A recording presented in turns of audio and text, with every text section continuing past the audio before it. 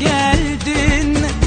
Yüzümü güldürdün, başımı döndürdün, acımı dindirdin, yolumdan çevirdin, eğlendirdin, sakinleştirdin, ehlileştirdin ve daha bir sürü şey. Canım mısın sen, benim misin, her şeyim misin sen? Hoş geldin melek, sefalar getirdin.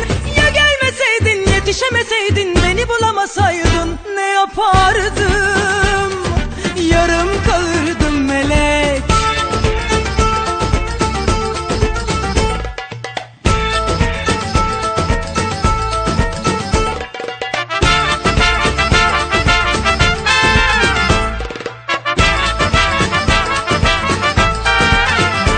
Biliyorum sen bir meleksin, seni sevmem için gönderildin.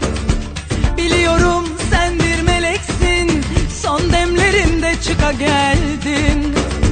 Yüzümü güldürdün, başımı döndürdün, acımı dindirdin, yolumdan çevirdin, eğlendirdin, sakinleştirdin, ehlileştirdin ve daha bir sürü şey. Canım mısın sen, benim misin, her şeyim misin sen? Hoş geldin melek, sefalar getirdin. Ya gelmeseydin, yetişemeseydin